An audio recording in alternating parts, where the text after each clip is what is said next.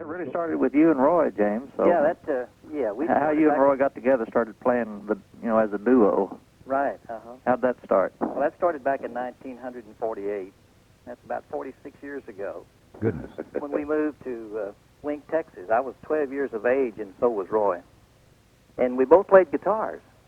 And we'd just get together after school in the evenings and play, and he'd sing. And we did that up until about 1952.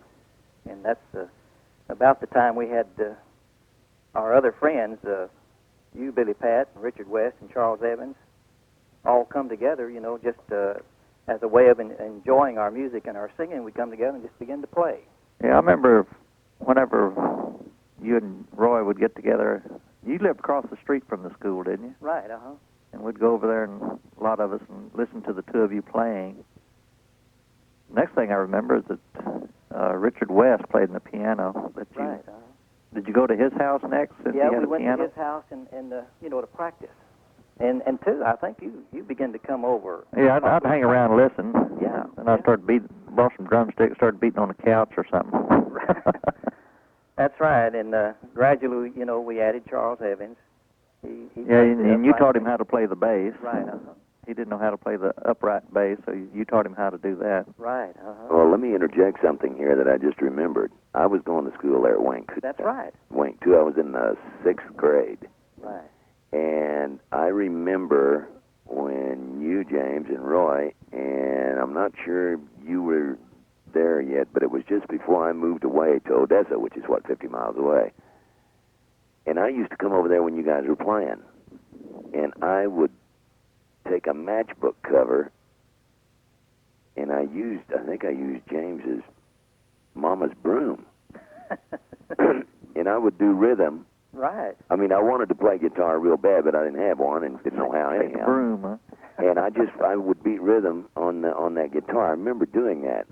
But I think it was after that I moved away, and that's when you guys put the whole group together with Charles and Richard West.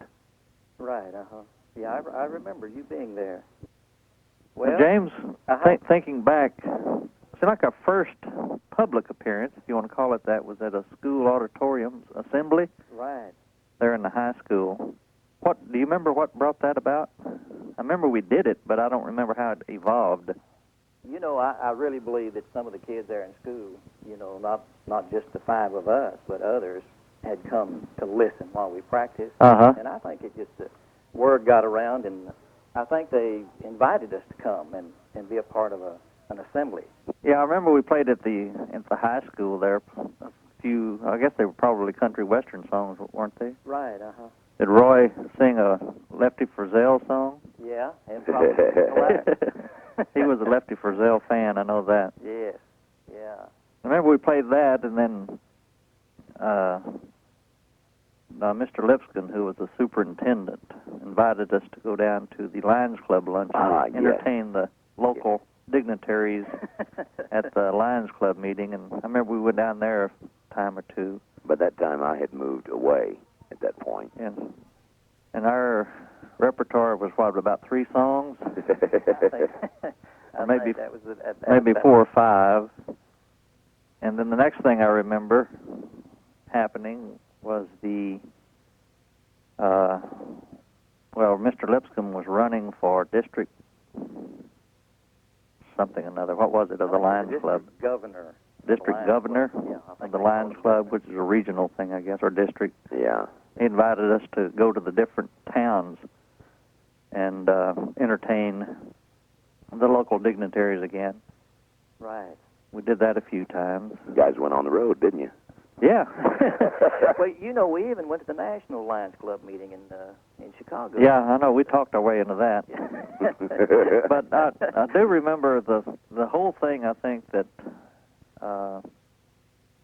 brought it to our minds that, hey, we've got something unique going here. I think, was it McCamey that we went to that Lions Club luncheon, and they came up to us afterwards and asked us if we'd play a dance? Right. Wasn't that McCamey? Yeah, McCamey, Texas. That's right. And we said, sure, I guess. We didn't know anything about it. And they were going to pay us, I don't know, something like $300, $250, $300, quite a bit of money Back in those days, in those days, it was a lot of money. yeah, minimum wage was $1.25 an hour, and most people were getting minimum wage. Right.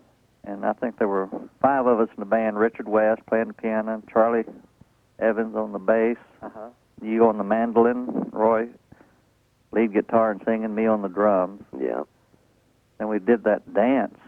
And I remember before that we had to go to the one at the community center, James, where we'd sit there and every night we could, and we had to get up enough songs so we could even perform a dance. That's right. Remember all the hours we put in? I sure did. I mean, it was rushed too, because but we couldn't do it. We couldn't hold a dance with 3 songs. Oh no! But I remember we worked up a lot of songs in a quick amount of time. We sure did.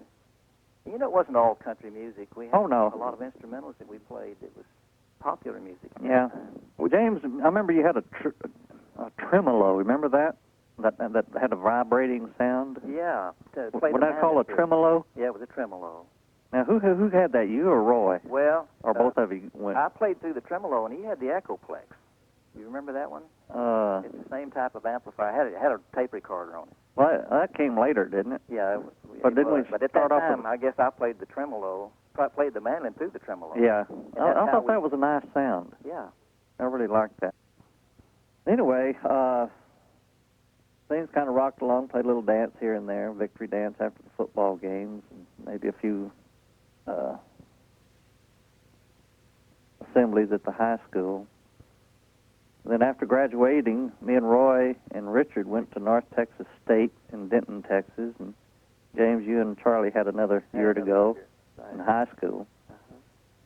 So the band, just didn't do anything during that year.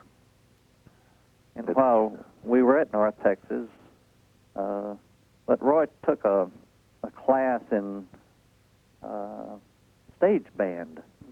They had a great stage band department up there, and he had a guy that gave him some good tips on playing the guitar. And the next semester I got into it, and I learned a lot about drumming that I didn't know before. Found out I was doing everything wrong. And and while we were up there at North Texas, I remember Roy, he would practice on the guitar all the time. Instead of studying books like he should be, he was practicing on the guitar, and he came up with all these pretty chords and all that stuff. So he really progressed a lot with his guitar at college. And we met a guy named Wade Moore, who was in the fraternity there close to a place where I worked. I worked at a place called Dyke's Corner, which was a little quick food eatery place. And I was a waiter, and the fraternity guys would come in there all the time, and met a guy named Wade Moore, who was a very nice guy. We liked him real well, and anyway, he and a guy named Dick Penner had written a couple of songs. One was Ooby Dooby, and the other one was Wild Women. Remember that one, James? Yeah. And I always liked that song, even though we never did play it. But and Roy got to kind of playing with them and got to meet with them quite a bit and became friends. And then when we left college, well, let me back up one more incident of import, I think, while we were at college. Elvis Presley came out with That's All Right and Blue Moon of Kentucky. Right, And, of course, all the kids our age, most all the kids anyway, liked that. And I know Roy and I really liked it a lot. So we really got into that type of music. We really liked it. And I remember as the Wink Westerners, we used to play Kalijah. And who was the artist on that? I don't remember. Hank Williams. Okay, Hank Williams. And anyway, I remember we was up in the room where we were staying, and we were going to try to write a song kind of like That's All Right or something rock and rollish. I said, well, why don't we jazz something up? Let's take Kalijah and jazz it up. So we took... Incidentally, I don't think you were thinking it's a wrong term there, because the phrase rock and rollish, or rock and roll hadn't come about as yet. I know. But whatever that stuff was called, rockabilly, I guess it was back then. But anyway, we took Kalijah and changed the words on it and changed it up a little bit. But anyway, that was the nucleus of the whole song. We wrote that song, Go, Go, Go. Kalijah was a wooden Indian. You can't be my loving baby. If you look at it real close, there are some similarities. Anyway, we wrote that song just fooling around, messing around. And then we left college after that freshman year, went back to Wink, and then we got the band back together again. And now Richard had left. He joined the Navy, hadn't he, James, by then? Yeah, he joined. I think he quit college. Yeah, he quit college. He didn't even finish the first year. Yeah. Went back, I think, joined the Navy.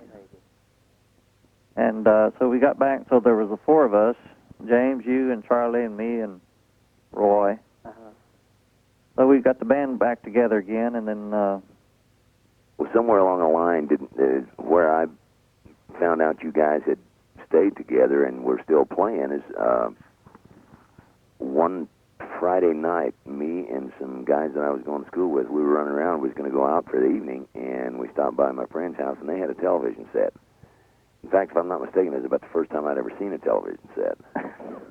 And you guys were playing. It was right after the 6 o'clock newscast. Was that on KMID at night? KMID. Yeah. And I saw, number one, I was enamored by this TV set. I'd never seen one. But then I got to looking at who was on there, and it was you guys playing. And I told everybody that I was there with, I said, hey, I know those guys. You know, I used to go to school with them. And they said, yeah. and what was really strange is that night, I had a little Ford, I think. A little 42 Ford. It had a 46 engine in it. A very cool car. And that night, something happened where the guys couldn't do what we had planned that evening. And I was just kind of cruising around, and I went to this drive-in out on Highway 80, which was the first drive-in coming in from KMID that you guys would run into coming back into town. Anyhow, I pulled up into there, and I saw this trailer, and you guys had the name on the trailer, and I thought, well, these are the guys who were playing. I wonder if they remember me. And I pulled up right beside them. I was going to pull in there and get a Coke. And I pulled in there, and that's when I ran into you guys, and we all got reacquainted. And you guys had just moved into a duplex On Walnut Street. Yeah. Yeah, and How do you remember that? Lived up there. I remember half of that duplex was clean. Don't you remember that, James? Yeah, me and James roomed together, and Roy and, who was it, James Blackburn had the other bedroom, and theirs was filthy, and mine and James was always clean. Always clean. But anyhow, you guys, I think Roy asked me to come by because you guys didn't have the TV show on Channel 7 in Odessa yet. You were just doing the KMID show. Anyhow, I went by on Saturday afternoon, and that's when we got to sit around talking. And I think on about Tuesday, Roy I saw you guys in the afternoon. I just gotten off work or whatever I was doing, and I saw you guys there at the duplex. I went by, and Roy says, "Do you know how to play bass?" Because at that point, I think Charles had dropped the bomb on you guys. Well, Charles had already gone, because when we moved to the duplex in Odessa, we were going to go to college, so Charlie was no longer with us. We didn't have a bass player. Oh, okay. Well, that afternoon, Roy says, "Can you play bass?" And I said, "Well, I don't know." He said, "Well, let's go find out." So we went down to Armstrong Music, and we found a bass. They had a bass sitting up down there, and old Roy says, "Can you do this?" And he got on the G string and the D string, and he says, and he pulled it, and then he bounced his hand twice on the strings, and then he pulled the D string, and then he pulled the G string and the D string, and he bounced his hand in between, and he said, "Can you do that?" And I said, you know, I just went boom, da boom, da boom. He said, yeah, you can play bass. You know. So what I did is I did school for the better part of a week, trying to find a bass that I could get without a down payment because I didn't have any money.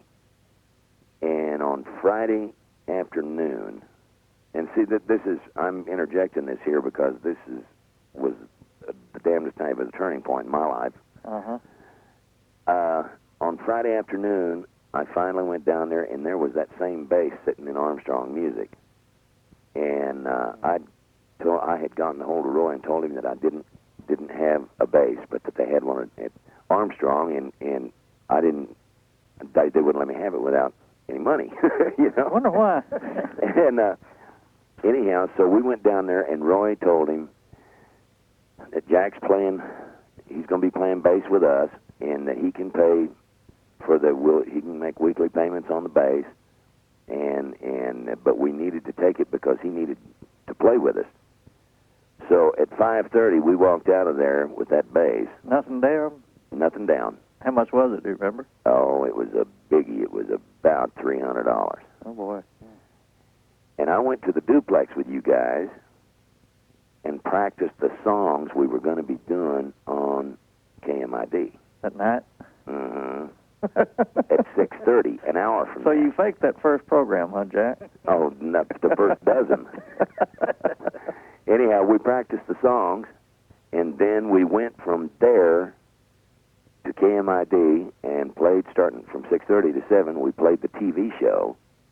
Then we went to the county auditorium on 8th and County Road and played a show, and Chuck Berry was the headliner, and nobody knew who in the hell he was. I don't remember that. And that was right in the middle of that song, one of the songs, I Got Lost, which I got lost in a lot of them, but this one just exasperated me. And I didn't know what else to do, so I started dancing until I could try to figure out what I was supposed to be playing, you know. And finally, Jamie started telling me, it's G, G, G, to C.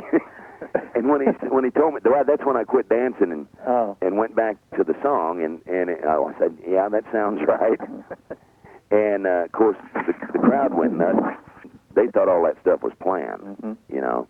And then we finished that show, and I can remember Chuck Berry. I can hear him playing in there, because while we were packing up, we had to play at the Archway. And we played, so the first night I was ever in the business, I had my instrument at 5:30 that afternoon, and we played a TV show and the equivalent of a concert type thing, because they had about 6 acts on that thing at the county auditorium. And then we drove to Monahan's and played the job there. Huh. And when we got through that night, I mean, I was... Your fingers were sore, huh? Oh, God, I had blisters you can't imagine. Yeah, but to back up... Had no idea what I was doing. Yeah, James, remember when we first... How did we first get on TV? Do you remember? I know it was in Saturday afternoon. There was kind of like a jamboree where they had a bunch of different bands. You know, country western bands. And I could be wrong. Maybe this will ring a bell to you, but Pioneer Furniture Company had a contest. And they had a bunch of bands, you know, that come together and played. And they were going to pick a band out of that group that they were going to sponsor. And when we played on Channel 7 and Pioneer Furniture, well, I guess they sponsored us out at KMID, too. We went with KOSA later. Right. On Saturday afternoon. And I think it was a result of what we'd been doing on Friday nights at KMID, and that's when Pioneer Furniture bought the time for us to be on Channel 7 on Saturday afternoons. So we were sponsored by Pioneer on both of those. Yeah. Yeah. Or at $25 a week? $25 a show per man. Not per man, per band. That's right. $5 a piece. Is that what it was? Yeah. Coffee and donuts. Good grief. But we looked at it as promoting our dances. Yeah. And it did. Yeah, it did. Yeah. Oh, boy, it did. Yeah, we got busy after that. Anyway, I do remember one night, though, we played on a night before a holiday at the Archway in Monahan's, and I remember we were playing for the gate, and I remember we got 75 cents a piece and a pack of spearmint gum. I don't remember that. Oh, I remember that. Yeah, I remember the 75 cents a piece. At a dance, yes, and that must have been it right there. I think that was the one, and I thought I came out a little better than everybody else because I think I had the back of gum. I don't remember that. I must have shortchanged you guys. I can't imagine you not remembering that one, Brother Pat, because you were the money-conscious guy in the group. I don't remember that one. Huh. Anyhow, that's... Anyway, I remember also, Jack, was playing at, on West County Road in Odessa. There was a community center type deal there. I remember we were playing there. I was thinking that's where we actually first met you and Little Johnny. Maybe that's where we first met Little Johnny. Well, John came in quite a bit later. Yeah. It was just the four of us for quite some time. Well, maybe Little Johnny came up and we met him there. Do you remember where we first met Johnny? James? No, I really don't. Well, see, I knew Johnny. Yeah. I had worked with Johnny at Moore System grocery stores, and we ran around together some when we were kids before we even had a car, you know. And we were both in high school, I guess. For the listeners, or whoever will be listening, this is Johnny Wilson, also known as Peanuts. Peanuts Wilson. Little short guy with a big personality. Yeah. Neat little guy. He was 5'1", 5'2", something like that. And he had the biggest Martin jumbo guitar he could get. Almost as big as he was. Yes, it was. It's dang near as tall as he was. And James, do you remember how we became the Teen Kings? Well, I do know that more and more, to appeal to the younger people, we played more and more rock and roll. Uh-huh. And I think at some point in time, we just decided that we needed a name change. Do you remember how we went about that? No, I really don't. We had a contest, Name the Band contest. Name the Band contest.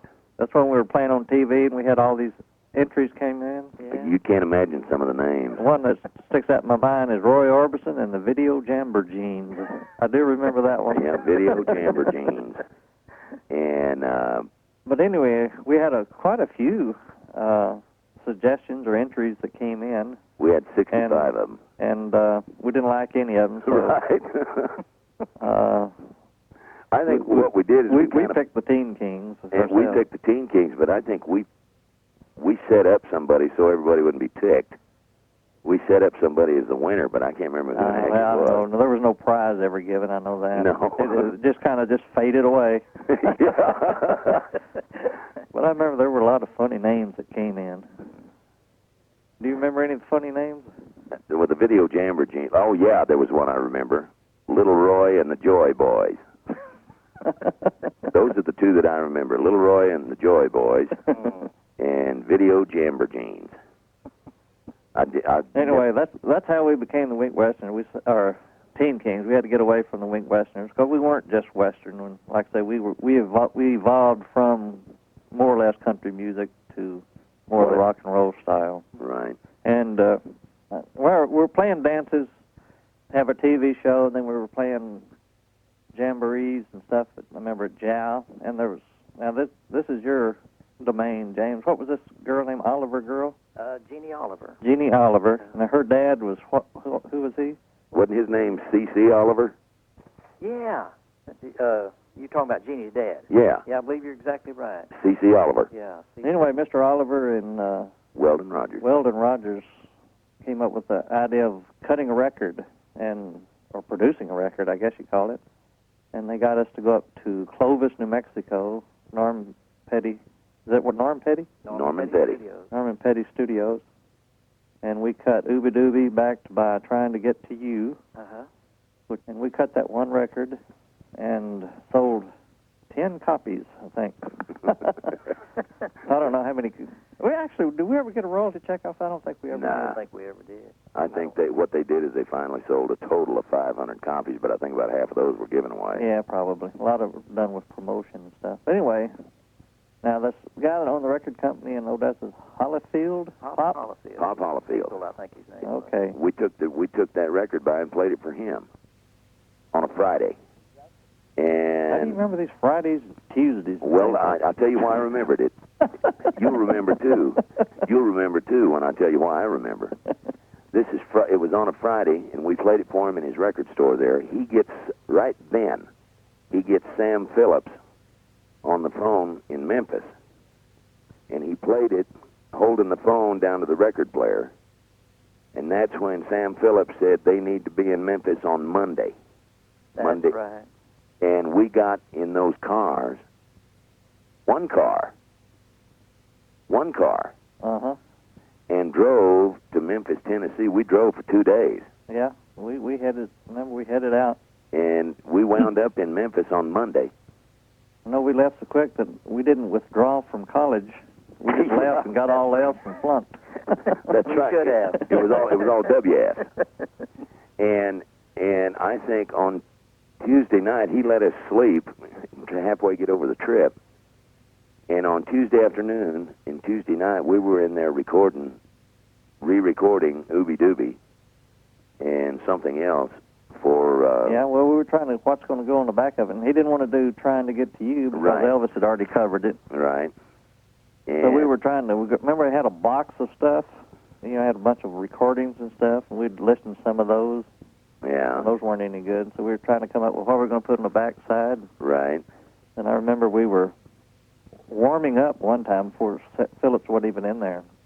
We were warming up with Go, Go, Go, that Go, Go, Go. stupid song me and Roy wrote. And Phillips came in, what's that? What are you playing? What are you playing?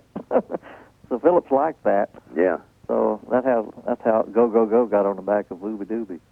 I remember our first job after that, they sent us to, our first Marie. show was in Richmond, Virginia. Oh, that's right. Richmond, That's right. Virginia. So we left Memphis and drove all the way to Richmond. Yeah, and Now, who was on that show? well, there was a couple of unknowns. Johnny Cash and Johnny Horton, Eddie Bond, Charlene Arthur, Was Charlene Arthur on that? yeah, and Sonny James. Huh. Nobody knew who in the hell these people were. Of course, they didn't know who we were either, for that matter.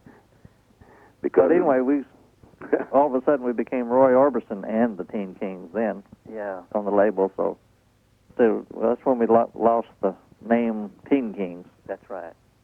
Yeah, our group picture that we, sold after the performances, it was listed. I mean, it was titled Roy Orbison. Yeah. So it had to be right there. And one of the lovely memories from that experience that I have is a grand man named Bob Neal. Love that man. Oh, nice guy. I really liked him. He was he ran Well, he ran Stars Incorporated, Stars Incorporated. which was the management company, and they booking. handled all the booking. So what a gentleman. I really liked him. Fine fella. Very, very man. He Very sure good was. man. I remember Johnny Cash and the Tennessee 2 were up there with us. Yeah. Now that was Luther Perkins and Luther Marshall Perkins, Marshall Grant. Yeah. Marshall Grant. These Yeah. guys. Traveling with those guys was a real experience Oh, my Yeah, it goodness. was. because we were all over Canada and the United States. But anyway, I've got the itinerary. Even still have the books that I kept of good. all those places that we played, Good grief. how much we made and didn't make, and all that stuff. Anyway, we started off in, I guess, Mr. Arbison's 55 Oldsmobile, and with a rack on top. Mm. And James, didn't your dad build a Built a box. trailer? Well, we had a trailer. Oh, we already had the Link trailer. Westerners, we used it a long time. But Okay. when we went out, on the road as a Teen Kings, we had a big box on top of. made Yeah. out of I remember plywood. we had that. Yeah. And I'd have my base up there, and we'd put all the clothes that were in the clothes bags on hangers. We'd lay those up there, and then put my base up there, and then we'd put the canvas top over that. Yeah. And then Oh, all the amplifiers and drums went in the trunk. Yeah, I remember when we left. We left in Johnny's car and Mr. Arbison's Yeah, we took Oldsmobile. two So we had cars. two cars. 88 Oldsmobile and what do you have? A 55 56 Bel Air Chevrolet. Yeah. And then we were really rolling in the money. We were probably making, $2,000 or $3,000 a month. Well, I remember I was making a minimum of about $500 a week.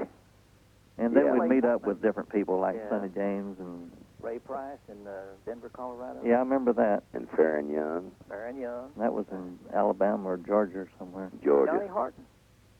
Johnny Harton, we really liked him, didn't we? Yeah. He was a great guy. Yeah. Very nice guy. He would hypnotize some of the guys. He got me rid of insomnia. Well, and he caused Roy to stop smoking Viceroys for a while. Yeah, he did. Yeah. Huh. Yeah, I do remember this vividly. We played in El Paso Right. on a Friday night, and we went over to Juarez and ate. And then Saturday night, we played the Big D Jamboree in Dallas. Jamboree. Right. And then Monday night, we played in Sault Ste. Marie, Ontario. Canada. So we were in 3 countries in 3 days. Oh, my goodness. There seemed I don't know, what your guys' thinking was, but I was kind of put out with Roy a little bit because of the Go, Go, Go. It came out that he was the writer of it, and I wasn't given any credit for it.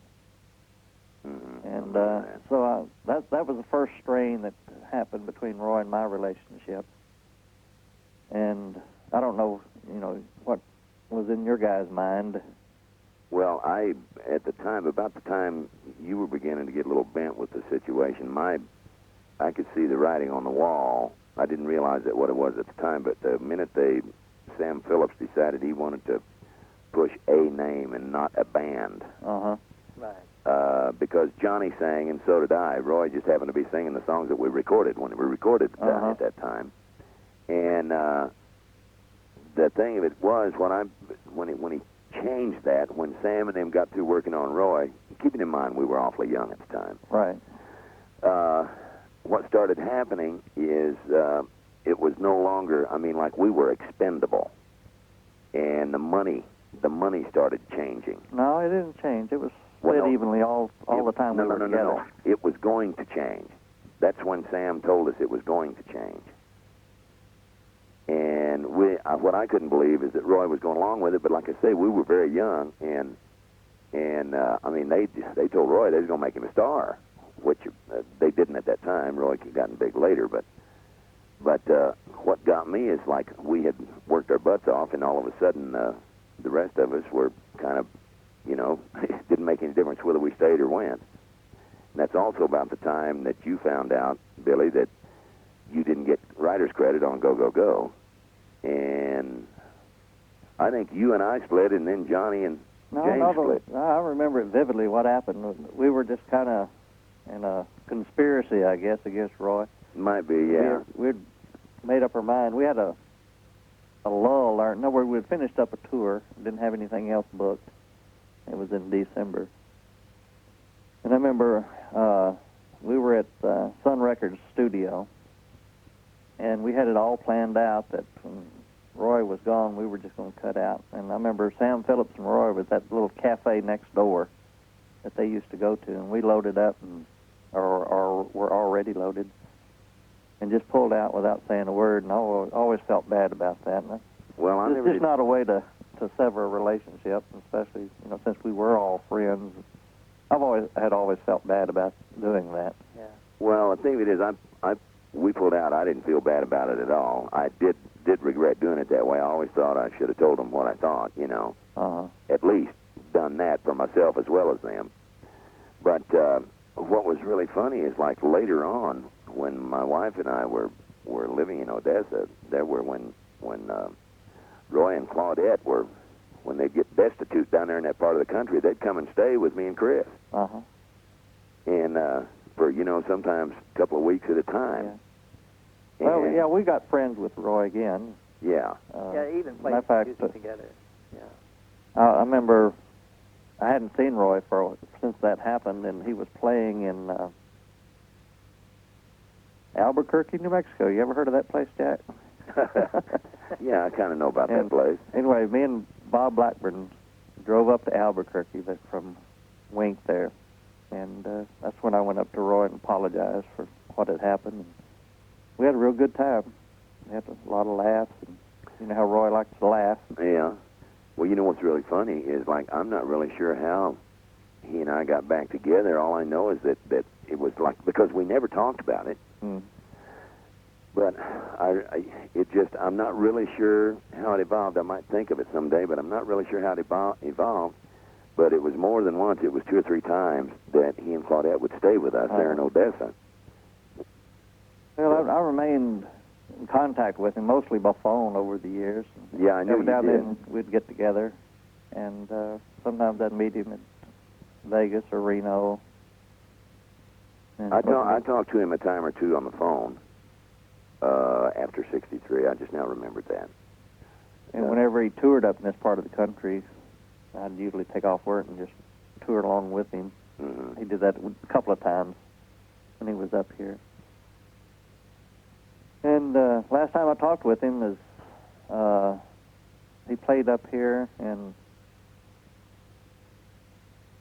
I don't know whether it was a month or 2 months before he died. I remember he said that he'd hired himself a physical trainer, and he felt the best he's ever felt in years and years. It was really a shock to me when I heard that he had had that heart attack. Wasn't it in December? I think it was. I feel like it was in December. It's like it was about a month or 2 or 3 after I'd talked to him last. Well, how long was it, gang, after we had our band there in Odessa that there were all, or it felt like there were young boy bands all over the place? Well, West Texas was kind of a breeding ground for talent. I mean, Buddy Holly came out of there. Holly kind of started about the same time we did, wasn't he? Because No. I know he was in competition with us as far as record sales and on the charts. Well, he started making public appearances after we were real big in that part of the country. And we were on the same show with him one night. I don't ever remember that. Yeah, was it at a football stadium or something? Didn't he sing Blue Days and Black Nights? Was he the one that sung that on the show there? You know, I can't remember. All I know is that he was on before we were. We were headlining the show. And it was a football stadium. And Holly was on before we were, but we couldn't go watch him because we were getting ready to go on ourselves. I don't remember. And that's the first time I'd heard his name. Where was that? Was it in Lubbock? You know, I can't remember. All I remember is that we were playing at a football stadium. Yeah, I want to say it's one in Odessa there, close to the Odessa Junior College. I think that might have been it. I guess the football stadium's still there. Yeah, I think it is. Yeah, I think that's where it was. Oh, James, we left out the most important place that we played. Where's that? The Crane Sand Hills Jamboree. You know, I mentioned rock and roll wasn't around at the time. Rockabilly. Yeah, well, they eventually got to calling it rockabilly. We didn't really know what it was at the time. There wasn't a name for it. Yeah, and I got to thinking, because we ran into all of this stuff while we were touring, and I got to thinking, Bill Haley, Elvis, Chuck Berry, the Teen Kings, and R&B music and jazz and country, and rock and roll was really kind of a combination of all those things. And we were, as it turns out, and you don't realize these things till later, as it turns out, we were one of the original ingredients in the formula that made rock and roll. So I always kind of thought that we had our little old part in contributing to it, and I wouldn't trade anything in the world for it. Oh, no, it was a great experience. I wouldn't. Because we kind of made a mark, you know, and whether we got big or whether we didn't, and regardless of who contributed the most and who contributed the littlest, doesn't really make any difference. We made the mark. We did participate. Yeah. We sure did. And for the record, we did it without drugs. Yeah. We did do it. Our biggest vice was cigarettes.